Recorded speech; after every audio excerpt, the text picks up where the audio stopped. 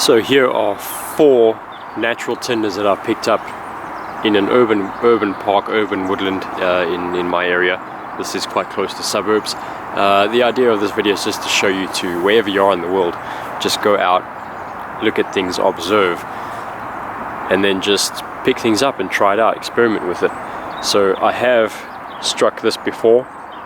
This is a type of grass. I haven't found out the name of it yet, but it grows, there's a few patches of it in this particular park.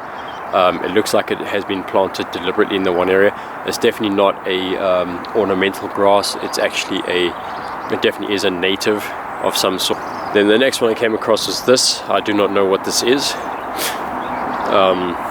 This is growing quite close to the patch of the grass. I'm just looking at the flower heads. I bet that will take a spark. I don't know how it will burn though.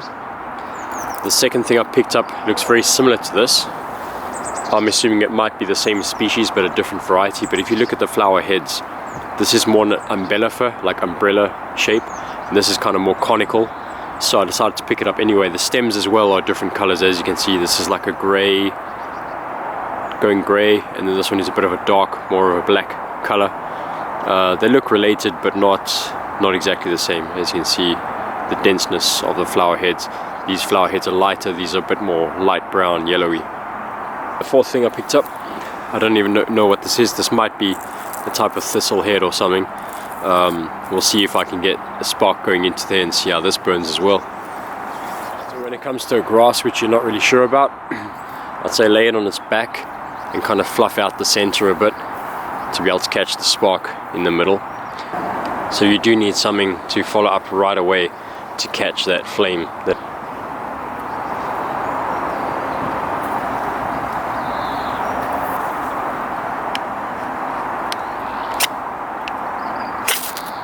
There we go, it's already lit.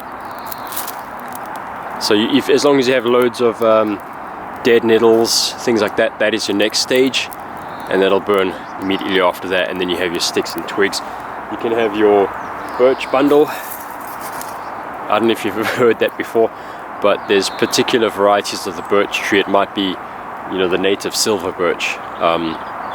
They drop their dead, it's like dead fall of the branch tips, and it falls down on the ground. When you pick up enough of them, pick them all up, and then you grab them on the end where the stems have broken, and then you just fold over, and just leave enough flexible branch, maybe about, you know, they can wrap around 3-4 times around the bundle, wrap it around and stuff it in around itself, and that's a very, very good catching flame right after things like nettle, all the dead weeds and meadow flowers and things like that you find.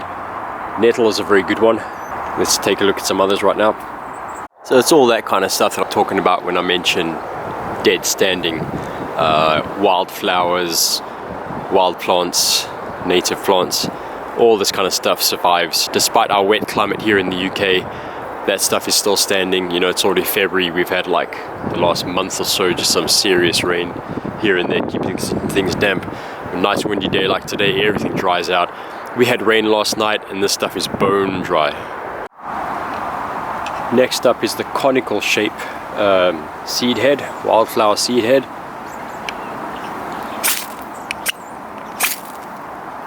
We had a slight light there. Not an easy one to go.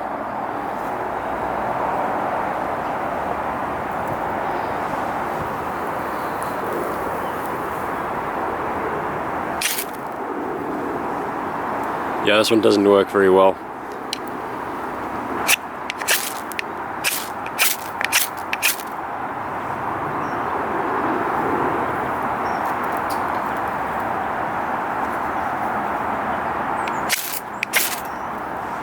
There we have a flame.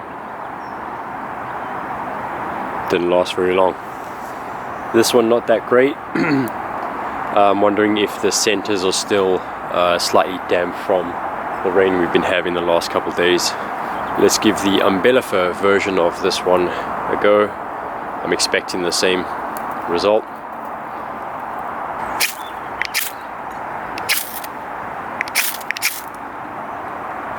Pretty similar result. Let me see if I can scrape some of the Ferrocerium rod in there. Get a few scrapings in there and see if that kind of helps it to go get along. Hopefully that's going to work. A little bit of a better result, but still nothing too substantial. I'm going to try and combine these two, make a bit of a nest. A huge little ball, fluffed up, something which you can get the spark going into. I'm going to throw the ferrocerium rod and the knife down, and we'll open it up and see if we can kind of get that air going in there that will produce that flame to then light extremely thin stuff like the very thin twigs on this birch.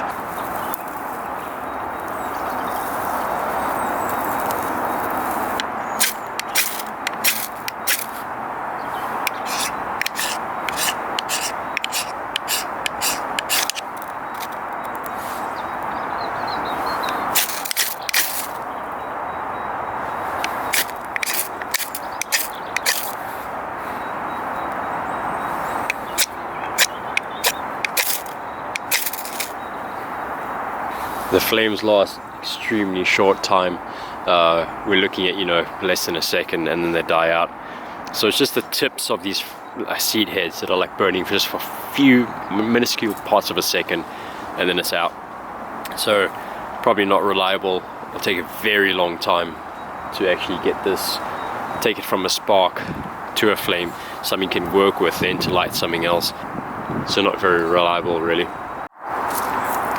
Now onto this flower head. Since they're sitting in a nice little ball like that, I'm just going to snap the stick off really. Peg it into the ground.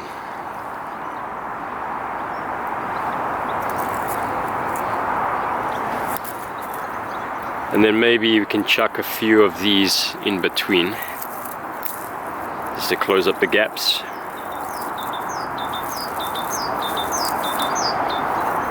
They're quite sticky, they're not spiky, they can catch on your clothing very well. Cool, let's see how this stuff fares. There we go, got a flame. So the flame seems to burn just the hairs mainly, so it's something you're going to have to work on. In other words, you get your sparks on. As soon as you see the flame, you lift it up and turn it upside down and let that flame burn everything vertically. See, dies out really quickly though.